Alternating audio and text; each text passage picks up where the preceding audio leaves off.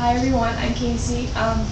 Recently I had to do an interview on someone that has had a successful occupation and a career or field of interest of mine.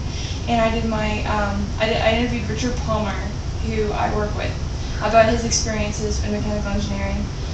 Before I interviewed him, I did some background on mechanical engineering, and I found a couple interesting things. Basically, for anyone who's not entirely sure what it is, it's basically you're analyzing, designing, operating, or maintaining mechanical systems.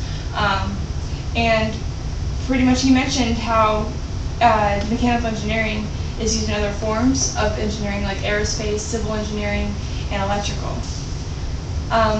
One thing when I asked him, what made it so interesting to you, and he mentioned that you can actually bring an idea to life. You can design it, and you can actually watch it come to life and come into being. For Richard specifically, his big thing was when he was with John Deere. Basically, he got to work on what he called the Sarasota project, which is basically like a golf cart system. He actually can go places and be like, hey, I helped design that. I brought that into production. And I hadn't realized how many places, before talking to him, how many places it can be used.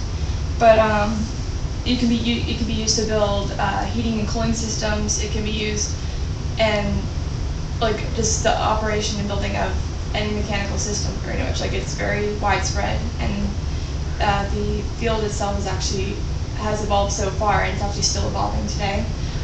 Mechanical engineering actually came out during the Industrial Revolution, and actually can be traced thousands of years earlier.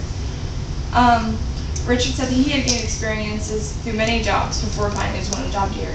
He worked with installing gas pipes, installation, many other jobs before he finally found the one that he really wanted, and that allowed him to, do what he wanted to do as far as mechanical engineering.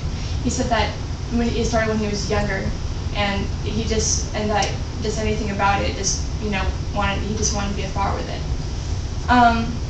He said he was able to have say while at John Deere in certain projects about the construction and design, and that's what got him really excited to work there. He was really passionate and worked there for a significant amount of time before he decided to switch over and try to find another career. And I had asked him if communication was important in this job, and Richard, he's pretty enthusiastic, and he pretty much got all wide-eyed and nodded really, really fast and said that it was essential, and that part of the effective communication that occurred while he was with John Deere was basically being open, being professional with each other, putting your ideas out there, and communication was pretty much exemplified throughout the company.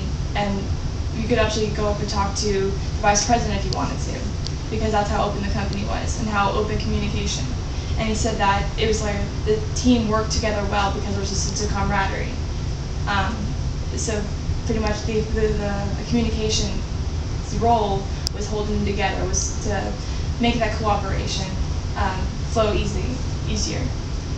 And as far as what I've learned, I learned what it takes to work as a professional, or more so what it does take. Learned what it requires, what skill, that as far as maybe the studies behind it, you need to have the experience as well in order to get any job in general, but also it applies to mechanical engineering. You're fine. Okay. So you're done.